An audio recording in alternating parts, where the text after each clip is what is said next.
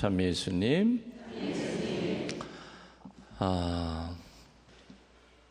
어느 회장님이 산에를 등산을 갔대요. 그랬는데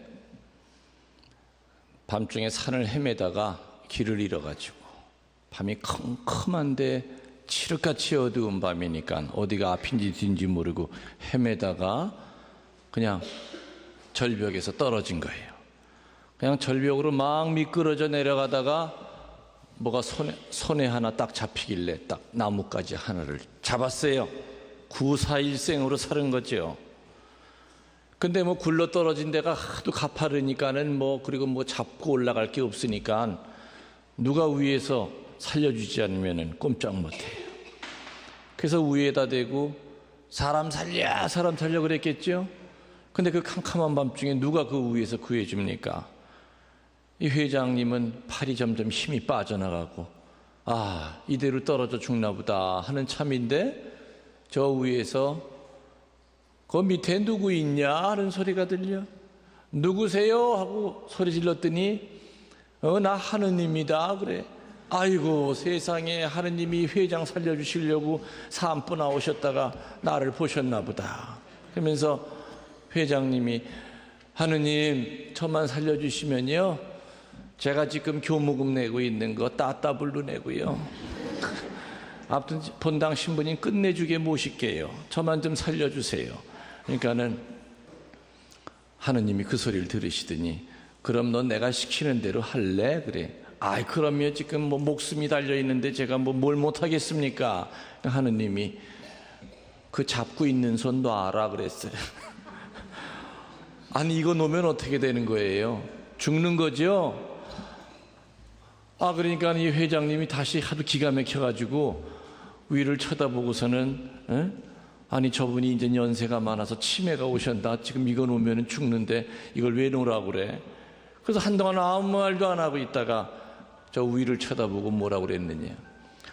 그 위에 하느님 말고 다른 사람 없어. 하느님이 그 소리 듣고 열받았겠죠. 그래가지고 못된 놈. 그래서 그냥 올라가 버리셨대요. 그래 조금 있다가 그냥 나무가지가 뚝 부러지면서 그냥 밑으로 아이고 사람 살려 하고 떨어졌어요.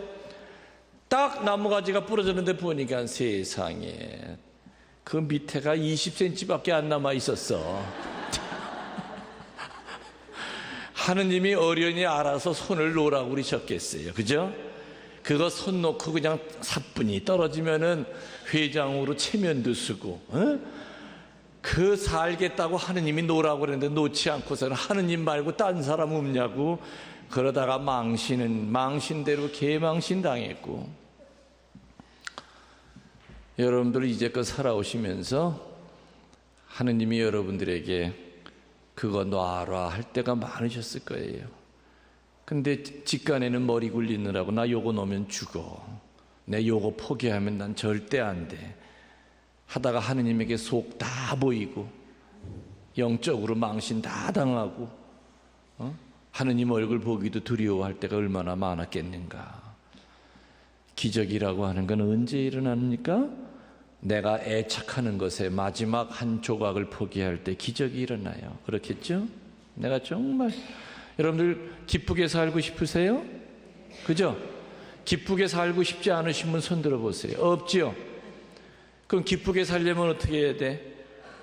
내가 가지고 있는 욕심 그거 마지막 한 조각 포기하면 기쁨이 와요. 몸에 있는 이 병 낫기 다 원하고 있잖아요. 병 없는 사람 어디 있어? 하다못해 발톱에 무좀이라도 다 있잖아요. 몸 안에 있는 이 암덩어리 낫기를 원한다면 암까지도 하느님에게 감사해야죠. 내가 애착하는 것에 마지막 한 조각을 포기할 때 바로 그 순간에 하느님께서는 주님 제가 할 수 있는 건 아무것도 없습니다 할 때 하느님께서는 손수 목수가 돼서 기초를 놔주시고 못질을 하고 대패질을 해주세요. 여러분들 아까 제가 미사 시작할 때 여러분들은 성모님께 초대받아서 왔다고 하는 말 했어요. 그죠? 여러분이 스스로 차 대절해가지고 아무튼 돈 내서 왔겠지만은 실제로 따져보면 성모 엄마가 여러분들 부르신 거예요. 그러면 부르시면 반드시 뭐가 이유가 있으니까 부르셨을 거예요. 그 이유가 두 가지야. 첫 번째는 여러분들 치유시켜 드리려고. 여기는 치유의 성지이기 때문에. 두 번째는 여기 성지를 모르는 사람에게 알려라. 여기 1년에 10만 명이 다녀가지만 아직도 천주교 신자들 가운데 여기 안 와본 사람이 훨씬 더 많을 거예요. 그렇기 때문에 여기 왔다가 여기가 이런 성모님 계신답니다 하고 남편한테도 알리고 자식한테도 알려서 가족끼리도 오고 반원들끼리도 오고 프레시디움 단원들끼리도 오고 수녀님들은 또 같은 수녀님들에게 알려서 같이 동기들끼리 같이 오기도 하고 이렇게 해서 여기 한국 땅에 이런 엄청난 성모님의 성지가 있다고 하는 걸 알려야 돼요. 근데 알리려면 여기 영성이 무엇인지를 알고 가야 전하죠. 그냥 여기 와서 미사만 하고 밥 먹고 사람받고 돌고 박물관 둘러보고 집에 가서 머릿속에 남는 건 오늘 밥 잘 먹고 왔다. 그거밖에 머릿속에 안 남는데 어떻게 알릴 재간이 없는 거예요. 여러분들 여기 박물관에 그 앞에 현수막이 큰 게 하나 걸려 있죠. 거기 뭐라고 써 있습니까? 거기 지나다니면서 쳐다보는 사람 딱 2명 봤어, 내 오늘. 그저 바쁘게 왔다 갔다 하느라고. 거기 뭐라고 써 있어요? 펄럭펄럭? 바람에 펄럭펄럭이라고 써 있어요? 거기 위에 보면은 감공 매개 성모 순례지, 두 번째 줄에는 왜 순례지일까요? 하고 물었어요. 그리고 그 밑에 순례지가 될 수밖에 없는 이유 5가지를 뼈대만 이렇게 5개를 적어놨어요. 그거를 내가 설명을 드리겠다. 그걸 알고 돌아가야 여기가 성모님 성지라고 하는 것을 알릴 수가 있게 돼. 저 5개가 바로 110년 동안에 녹아있는 드러난 하느님의 역사요, 성모님의 역사가 그 5가지예요. 자, 첫 번째 따라 하십시오. 111년 전에 성모님께서 친히 이 땅을 정하셨습니다. 장차 동양의 루르드 성지로 만드시기 위해서 성모님이 111년 전에, 이 성당이 111년 됐어요. 111년 전에 이 성당 터가 6만 평인데 이 6만 평을 사람이 정한 터가 아니라 프랑스 선교사 한 사람을 도구로 쓰셔서, 그 선교사 이름이 누굽니까? 임가밀로 신부님. 그 신부님의 무덤은 지금 여기 빨간 줄 제대, 이 밑에가 임신부님의 무덤이에요. 원래 돌아가시고 난 다음에는 산 한 바퀴 빙 돌고 내려다 보면 무덤이 하나 있죠. 거기에 묻히셨다가 83년도에 이쪽으로 이장을 하셨어요. 거긴 지금 가묘, 여기에 지금 임신부님이 묻혀 계세요. 저 임신부님은 고향이 어디냐? 프랑스 루르드. 어릴 때부터 루르드 성지가 자기 놀이터였어요. 그러니까 엄마 손을 잡고 늘 성모님께 찾아왔고 성모님에 대한 신심이 아주 남달리 뛰어났죠. 9살 때 천년성체를 받았습니다. 옛날에는 신부님이 천년성체 해주면서 물어요. 네 소원을 얘기해라. 그러면 그대로 이루어질 것이다. 저도 어렸을 때 기억이, 미국 신부님이 성체 처음으로 주기 전에 토마스야, 네 소원을 얘기해봐라 했던 기억이 나요. 임신부님도 번당 신부님에게 성체 처음으로 영하면서 소원을 얘기하라고 했을 때 2가지를 얘기했대요. 첫 번째는 사제가 분명히 되더라도 성인 사제로 살게 해주십시오 하는 게 첫 번째 소원이었대요. 9살짜리 입에서 그 말이 나온 거야. 두 번째 소원은 사도 요한이 성모님을 평생 엄마로 모시고 살았듯이 나도 한평생 성모님을 엄마로 모시게 해주십시오. 그 9살짜리 코 찔찔 흘리는 아이 입에서 그렇게 신통망통 철구통한 얘기가 나왔지 뭡니까?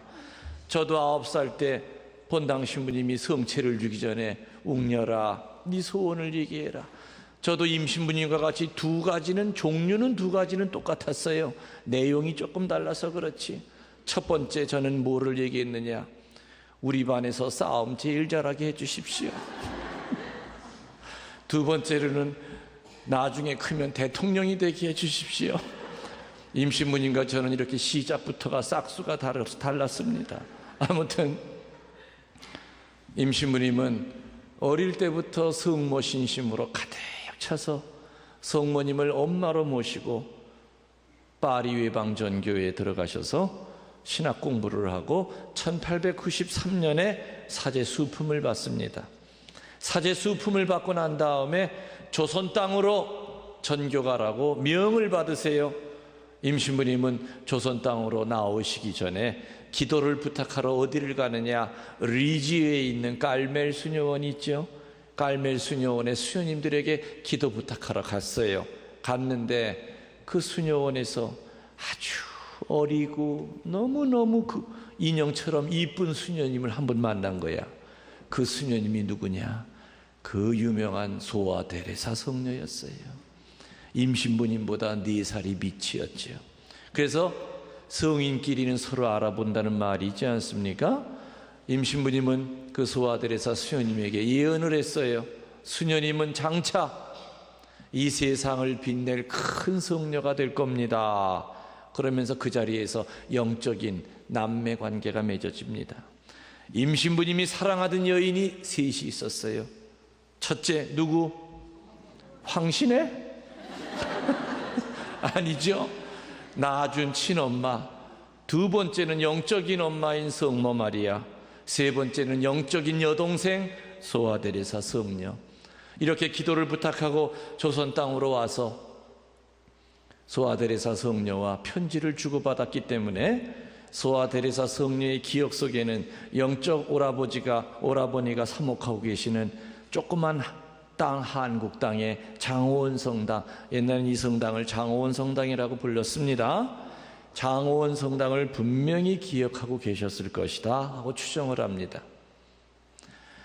소아 데레사 성녀가 24살에 어린 나이에 죽고 난 다음에 1925년에 성녀 품에 오르자마자 임신부님은 프랑스에서 저기 보이는 저 소아 데레사 상을 만들어다가 저 자리에다가 저렇게 모셔놓고 틈만 나면 그 밑에 마루에 무릎을 꿇고 기도를 하셨어요.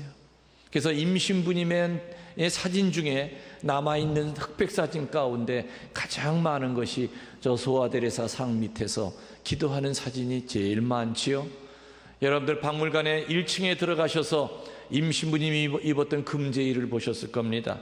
금제의 바로 옆에 흑백 사진으로 소아 데레사 상 밑에 기도하는 임신부님의 사진을 봤나 모르겠습니다. 이따가 시간 다시 한번 가서 보십시오. 분명히 무릎 꿇고 있습니다. 임신부님이. 임신부님은 이렇게 소아 데레사 성녀와 온의 관계가 됨으로써 한국교회와 이렇게 인연을 맺게 됩니다. 그래서 프랑스 사제 한 사람을 통해서 한국교회와 이 장호원 성당은 소아 데레사 성녀에게 친밀한 관계를, 다시 말하면 이 장호원 성당은 시초부터 소아 데레사 성녀의 전구, 성모님의 전구에 의해서 만들어진 성당이 바로 여기다, 그 뜻입니다. 알아들으시겠습니까? 혹시 소아 데레사 본명 가지신 분 계십니까? 소아 데레사? 두 분, 지금 두 분 어깨에 힘이 팍팍 들어갑니다. 어깨 힘 좀 빼십시오. 임신부님은 소아 데레사 성녀에게 기도를 부탁하고 한국 땅으로 와서 처음부터 여기 본당 신부한 게 아니라 한 몇 개월 정도 여주에 있는 부엉골이라고 박해 시대 때 우리 신자들이 숨어 살던 교우촌으로 갑니다. 근데 임신부님이 왔을 때는 1894년은 한불 통상 조약 때문에 종교 자유가 있어요. 그 때문에 박해가 없던 시절이었죠. 그러니까 구태여 깊은 산속의 본당 터를 잡을 이유가 없었어요. 그래서 사람들의 왕래가 많은 곳에 본당을 잡아야 되겠다 해가지고 말을 타고 성당 터를 찾으러 다니던 중에 저 앞에 강 건너까지 왔어요. 강 건너에서 이쪽 산을 보니까 성모님의 치마폭 같은 산이 하나가 있고 그 산 밑에 대골 같은 집이 있었어요. 뭐 99칸이었다는 말도 있고 109칸이었다는 말도 있지만 정확한 건 모릅니다. 아무튼 대골 같은 집이 있어요. 그래서 저 집과 그 집에 딸려 있는 이 뒷산이 이 임자가 누구냐 하고 수소문을 했더니 그 당시에 나르는 새도 떨어뜨린다고 하는 명성황후, 누굽니까? 민비의 육촌 오빠였던 민흥식의 재산이야, 이 산과 그 집터가. 그럼 민흥식이는 어떻게 이렇게 큰 집을 갖게 됐느냐? 이모군란 때 민비가 시아버지한테 쫓겨서 고향인 여주 땅으로 도망을 치다가 여주 땅에는 이미 벌써 포졸들이 지키고 있으니까 육촌 오빠가 살고 있는 이 장호원에 와가지고 지금 현재 매개 중고등학교 운동장 자리에 쓰러져가는 집에다가 민흥식이가 민비를 숨겨줬었어요. 나중에 다시 세도를 잡고 난 다음에 자기를 살려줬던 그 민흥식 육촌 오빠에게 보답을 하기 위해서 지주들 6명을 동원을 해서 100칸이 넘는 어마어마한 집을 지어준 거예요.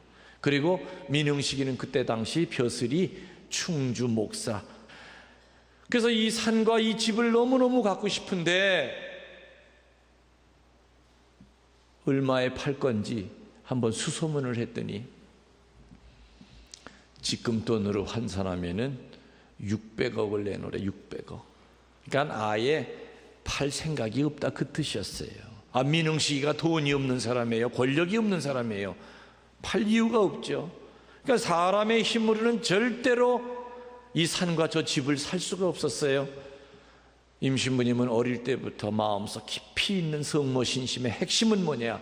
성모님께 전구 청하면 성모님 절대 거절하시지 않는다는 것이 임신부님이 어릴 때부터 갖고 있는 성모 신심의 처음이자 마지막이요 핵심이에요. 임신부님은 한국 땅으로 올 때 그 엄마가, 친엄마가 주머니 속에다가 뭘 넣어줬느냐? 우리 묵주에다 거는 무염시태 기적패 있죠? 그 기적패를 수십 개를 주머니에다가 넣어준 게 있어요. 그래서 임신부님은 밤중에 몰래 그 민흥식의 다물타리마다 돌아다니면서 땅을 파고 그 기적패를 땅에다가 묻었어요. 묻고선 기도했죠. 성모님, 이 산과 이 집 저에게 주세요. 저에게 주시면 저 평생 성모님의 비천한 종이 될 거고요. 그리고 이곳에다 성당 세워서 그 주보를 매개의 어머니로 하겠습니다. 매개라고 하는 말은 장미, 다른 말로 로사리오를 뜻합니다.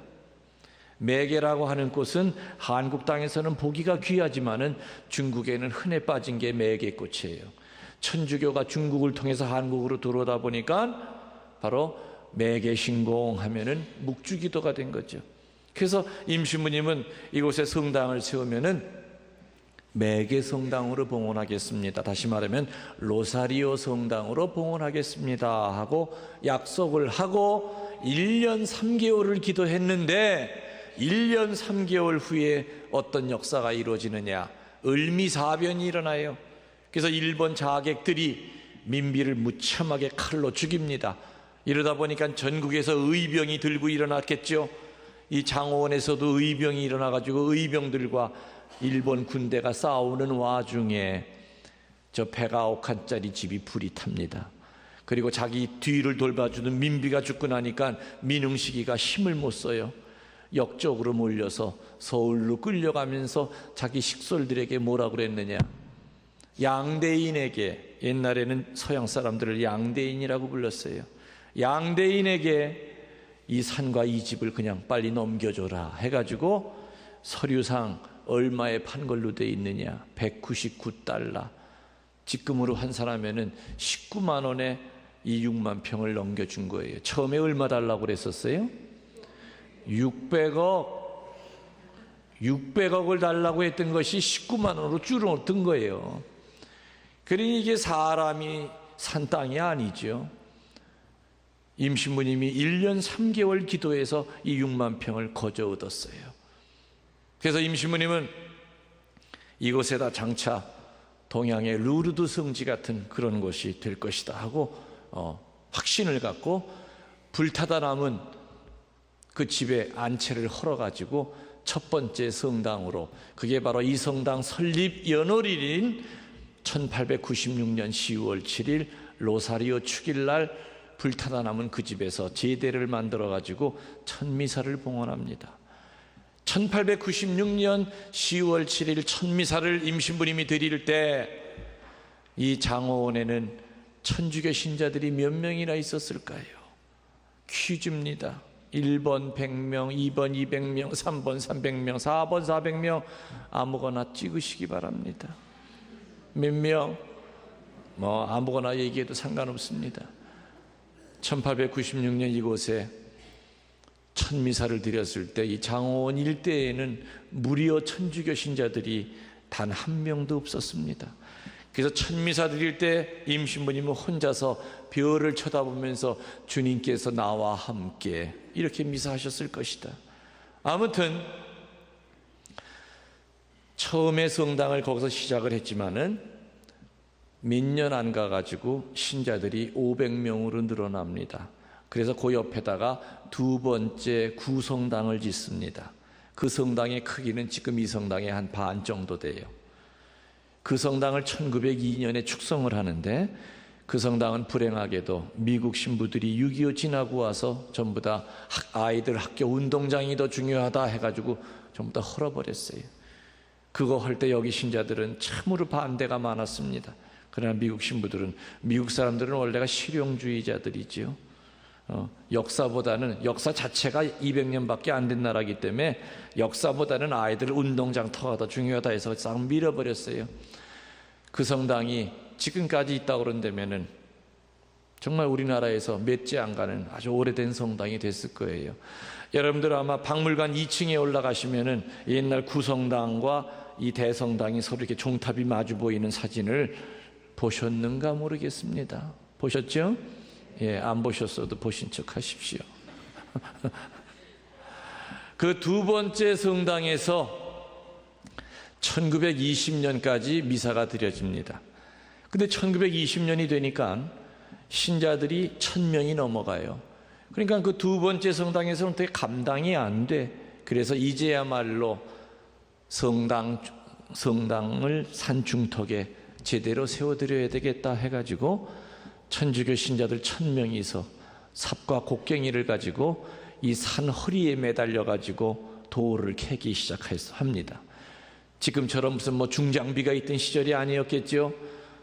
남자들은 소나무에다 자기 몸을 묶어 가지고 자꾸 미끄러지니까, 그리고서는 곡괭이를 가지고 이 돌산을 캐서 돌이 밑으로 흘러내려가면은 자매들은 소쿠리에다가 돌을 지어서 3년 동안 개미 역사를 해서 이 성당이 들어갈 자리를 이렇게 깎아낸 겁니다. 눈에 보이는 털을. 그래가지고 7년에 걸쳐서 성당을 짓기 시작해서 1930년에 이 성당이 축성이 됩니다. 알아들으셨습니까? 그러니까 이 성당 축성되기 전에 저 밑에 매개 중고등학교 자리에 성당이 2개가 더 있었던 거예요. 이 성당이 1930년에 축성이 됩니다. 이 성당은 원래는 명동성당이랑 똑같이 설계가 됐었습니다. 근데 명동보다 커요, 적어요? 적죠? 적어진 이유가 뭐냐? 여기 들어가는 이 돌멩이들이 여주에서 캐왔는데, 여주에서 돌을 싣고 올 때 일본 사람들이 성당을 못 짓게 하느라고 반 이상을 뺏어 버렸어, 길에서. 그래서 자재 부족 때문에 성당이 줄어든 거예요. 이 성당을 짓고 난 다음에 2년 있다가 임신부님은 그 일본 파출소 마당에 산더미처럼 쌓여있는 그 돌멩이들을 다시 찾아서 뭘 짓느냐, 바로 이 유물관을 짓 겁니다. 2년 후에. 그 1934년에 축성이 되죠. 저 유물관은 3년 전까지만 하더라도 사제들이 살던 사제관이었습니다. 3년 전에 약 한 4억을 들여서 리모델링을 해서 유물관으로 바꿨죠. 저 유물관은 중부지방에서는 최초로 지은 석조 건물입니다. 지금 여러분들이 앉아 계신 이 성당은 충청북도 도문화재 188호고 저 석조 건물인 유물관도 조만간에 아마 문화재로 인정을 받게 됩니다. 아무튼 여기가 성모 순례지가 될 수밖에 없는 첫 번째 이유는 뭐라고요? 111년 전에 성모님께서 직접 잡으신 터입니다. 알아들으시겠습니까? 네. 어느 성당에서 신부님이 강론대에서 강론만 하기 시작하면 좋은 형제가 있었대. 그것도 차라리 기둥 뒤에서 숨어서 졸면 믿질 않은데 꼭 맨 앞자리에 앉아가지고 강론대 코앞에 앉아가지고 연신 안녕하세요 안녕하세요. 그러니까 신부님도 그것도 한두 번도 아니고 그냥 미사 때마다 그러니까 감정이 나죠. 저 인간이 지금 나랑 무슨 뭐 억하심정이 있나? 저 왜 저래? 해가지고 신부님이 저거 어떻게 해야 버릇을 가리키나 하고 연구를 했대요. 그래가지고 방법을 생각을 해냈어. 그래, 그렇게 해보자. 미사가 시작이 됐어요. 강론이 시작이 됐는데 다른 때는 눈이 말똥말똥하던 사람이 신부님이 강론 때에만 딱 쓰니까 그날도 아니나 달러 눈이 개슴치레 고기가 씩 내려가. 그래서 신부님은 그 사람만 못 알아듣고 다른 사람은 다 알아들게끔 천당 가고 싶은 사람 다 일어나세요. 한 사람만 빼고 다 일어났어요. 네? 조용히 앉으세요. 그래도 강론하다가 지옥 가고 싶은 사람 일어서! 이 졸든 사람은 무슨 소리만 들은 거예요? 일어서 소리만. 지옥 가고 싶은 그건 못 듣고 혼자 벌떡 일어났죠. 망신 개망신. 아주 지옥에 가고 싶어서 안달을 한 사람이 됐어요. 그 형제 그 후에 졸았을까요? 안 졸았을까요? 안 졸았죠. 또 졸았다면 그 인간도 아니죠. 그렇게 망신을 당했는데. 육적인 졸음도 참 우리들이 헤어나기가 어렵지만은 때로는 영과 육을 가지고 있다 보니까 영적인 졸음도 쉽질 않아요. 근데 저는요, 피정이든지 이렇게 강의를 할 때 나 참 성격 못됐어요. 남 조는 꼴을 못 봐. 아무튼 쫓아가서 꼬집어서라도 내가 깨우든 일으켜 세워야지 조는 꼴을 못 봐. 나 이거 참 회개해야 될 것 중에 하나인데, 그러니까는 지금부터 조시려면은 죽음을 각오하시고 조시면 되겠습니다. 아무튼 여기가 성모 순례지이다 하는 첫 번째 이유는 다시 한번 따라해 보세요. 111년 전에 성모님께서 친히 잡으신 터입니다. 제 설명을 쭉 들으니까 이해가 가시죠? 그래서 성모님이 친히 잡은 터라는 얘기구나. 두 번째, 왜 여기가 성모 순례지인가? 따라 하십시오. 111년 동안 성모님과 관련된 수많은 기적과 신비가 있는 것입니다. 그 수많은 기적과 신비는 111년 전서부터 지금까지도 그냥 계속 내려와요. 수많은 전화와 제가 이메일을 받습니다. 여기 왔다가 엄청난 그 치유를 받고 돌아갑니다. 그런 전화가 한두 건이 아니에요. 뭐 말기 암 환자들이 왔다가 첫 토요일 날 왔다가 올 땐 들것에 실려왔는데 그 다음 달에는 그냥 얼굴색이 좋아서 걸어오는 거예요. 그러니까 여기는 끊임없는 그 신비와 기적의 성당이에요. 몇 가지만 제가 얘기를 드리면은 1930년에 이 성당을 축성했다고 그랬죠. 그때 루르드에서 아주 귀중한 성물 두 개를 모셔왔어요. 하나는 저 위에 계신 성모님 상 보이죠? 유명한 성모님이죠. 또 하나는 종탑 위에다가 걸 종 세 개를 모셔왔어요. 그 종 이름이 달라요. 마리아 종, 소아 데레사 종, 벨라데타 종. 크기가 조금씩 다르다 보니까 소리가 도레미 소리가 나와요. 그런데 일제 말기에 일본 사람들이 전쟁을 하기 위해서 쇠가 필요했죠. 그 성당에 그 무거운 쇠덩어리를 그냥 내버려 둘 리가 없잖아요. 저 위를 기어 올라가서 저 무거운 종을 끌어내려 가지고 청주로 끌고 가가지고 용광로 속에다 놓고 불을 뗐어요. 다른 쇠와 같이. 지금쯤 다 쇳물이 됐겠다 싶어가지고 용광로 안을 들여다봤더니 세상에 다른 건 전부 다 쇳물이 됐는데 종 3개는 그냥 땅 밑에 그 용광로 밑에 그대로 가라앉아가지고 글자 하나도 지워지질 않고 하느님의 영광을 드러내고 있었던 거였어요. 이게 어찌된 일인가? 불을 더 세게 뗐죠.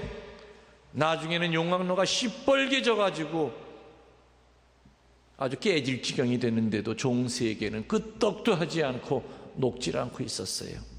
녹이려 결국엔 못 녹여가지고 끄집어내서 화가 나니까 한마루 옆에를 두드려 패가지고 종을 못 쓰게 만들어 놓고 땅에 묻어놨던 것을 해방되고 6.25 지나서 강국 신자들이 수소문해서 종 3개를 찾아왔습니다. 찾아와 보니 종 2개는 옆에 금이가 있어서 종탑 위에 걸 수가 없었고 벨라데타 종만 멀쩡해서 그때부터 걸어서 아까 여러분들 미사 드리기 전에 종친 그 종이 바로 벨라데타 종이에요.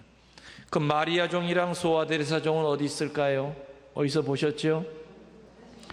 1층에 가면은 마리아 종이 있고 2층에 올라가면은 유리관 속에 소아데레사 종을 보셨을 겁니다. 마리아 종은 손으로 만질 수도 있죠. 소아데레사 종은 유리관 속에 들어가 있어요. 저 종은 세계적으로도 유명한 종입니다.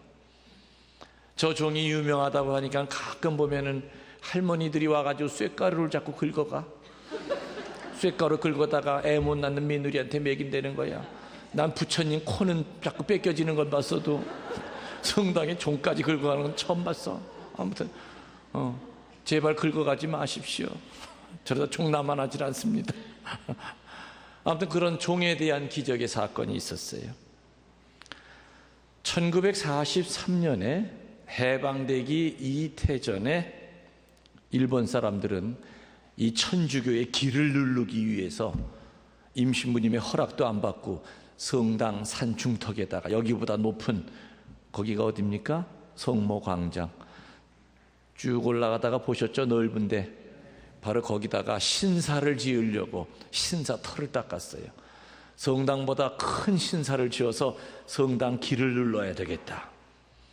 그리고 일본에서 날고 기는 유명한 목수들을 끌고 왔습니다. 큰 대목수들. 그리고 자재를 산더미처럼 싸놨어요.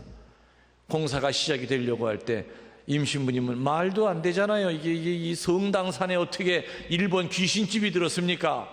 그래서 임신부님의 특기가 뭐지요? 기적패 묻는 거. 일본 순사들 몰래 밤중에 기어 올라가서 그 신사터에다 땅을 파고 성모님의 기적패를 묻고 기도했어요. 성모님, 성모님 사는 산에 어떻게 일본 귀신집이 들었을 수 있단 말입니까? 엄마가 직접 나서셔서 못 하나도 못 받게 하셔야 됩니다. 정말 성모님은 그 기도를 그대로 들어주셔서 해방될 때까지 2년 동안 목수들은 못 하나도 못 박았어요. 날고 기는 그 목수들이 못을 향해서 망치를 내려치면 이 어찌된 일인지 망치가 못을 피해가는 거예요. 앞만 내리쳐도 비껴쳐지는 거야. 지 손만 지치는 거예요. 그러니까 목수들이 무서워서 도망을 치죠. 다시 잡아다 놔.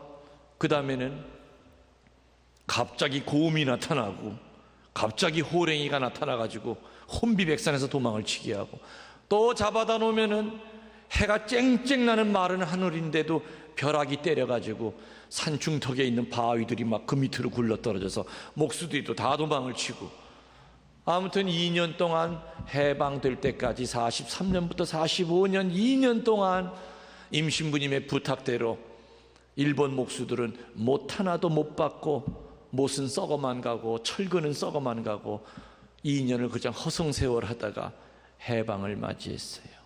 그래서 일본 사람들은 다 도망을 쳤겠죠. 그때부터 이 감곡성당 뒷산이 세상에 알려지기 시작했어요. 신자 아닌 사람들의 입에서도 감곡성당 뒷산에는 성모 마리아가 살고 계셔서 일본 사람들을 물리쳤다, 이 땅에서 몰아냈다. 그래서 새벽만 되면은 수백 명이 이 산안 밖으로 돌기 위해서 그때부터 지금까지 저 멀리 안성 여주에서도 차를 타고 와서 주차장에다 차 세워놓고 산안 밖으로 돌아요. 신자 아닌 사람들이 성당 뒷산만 한 바퀴 돌면 아픈 것도 낫고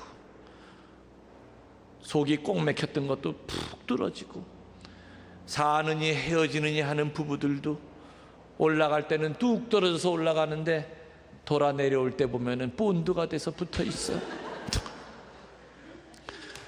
얼굴에 여드름이 더덕더덕 나는 아이도, 여드름 때문에 그렇게 고민하던 아이도 산 한 바퀴만 돌고 내려올 때 보면 얼굴이 대페름인 것처럼 깨끗해져.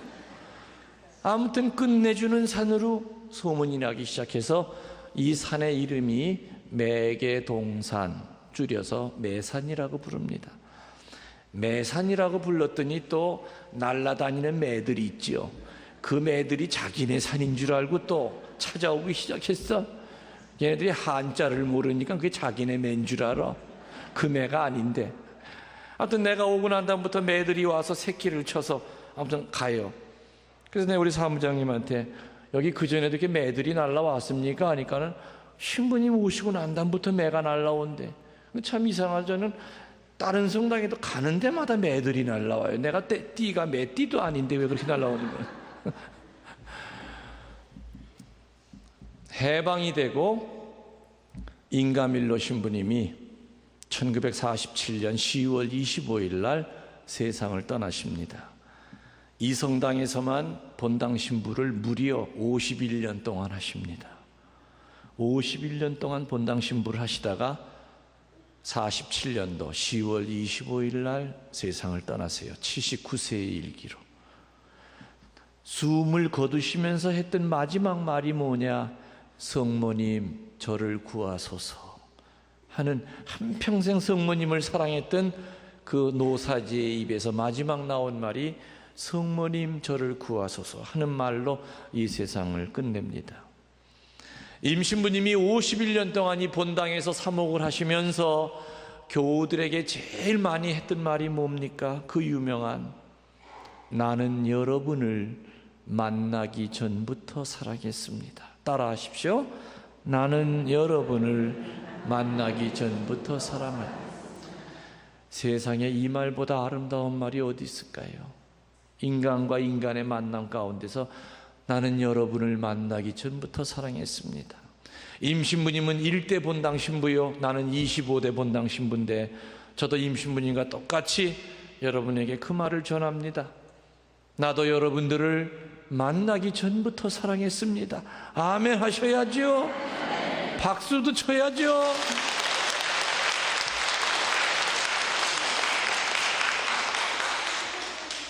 우리 자매님들 오늘 집에 가기 전에 슈퍼에 들러가지고 포도주를 한 병을 사세요. 그리고 저녁 때 술상을 딱 차려놓고 촛불을 하나 켜놓고 남편 잔에 포도주 한 잔 따라주고 내 잔에 한 잔 탁 따라주고 그러면서 포도주 잔을 들여다보면 어머 포도주 잔에 당신 눈이 떴네 하면서 그러면서 분위기를 잡아가면서 뭐라고 그러느냐, 남편의 얼굴을 쳐다보면서 여보 나 자기 만나기 전부터 사랑한 거 알지? 남자는 뒤로 그냥 넘어갑니다. 너무 좋아가지고. 꼭 하십시오 그렇게. 예, 예. 그리고 보고를 꼭 하세요. 남자가 어떻게 됐나. 임신부님은 이곳에서 51년 동안 사목하면서 단 한 번도 당신의 고향 프랑스를 가보신 적이 없었다고 합니다. 그만큼 한국을 사랑했죠. 임신부님은 특별히 한국을 너무너무 사랑해서 51년 동안 그 중에서 36년 일제 치하를 지내면서 서대문 형무소에 4번이 수감이 됩니다. 반일 운동을 하시다가 반일 강론을 하시다가 마지막 4번째 잡혔을 때 일본 판사가 사형 선고를 내립니다. 그리고 임시무님에게 마지막 할 말이 없느냐. 임시무님은 며칠 있으면 8월 15일 성모님 승천 대축일이니 감곡으로 보내주면은 내 교우들과 마지막 미사를 하고 그 다음에 나를 죽이든 살리든 마음대로 하거라. 그래서 칼찬 순사 6명이서 호의를 하는 가운데 감곡으로 와서 양옆에 3사람씩 칼을 차고 임신부님을 노려보고 있는 가운데 이 제대에서 눈물의 마지막 고별 미사를 드렸습니다. 이 미사가 끝나고 나면 사형을 받아야 돼요. 성체 성혈이 다 축성이 되고 영성체를 하고 난 다음에 그 순간에 갑자기 저 성당 뒷문이 활짝 열리면서 동네 청년들이 뛰어들어오면서 신부님 사셨습니다. 해방됐습니다.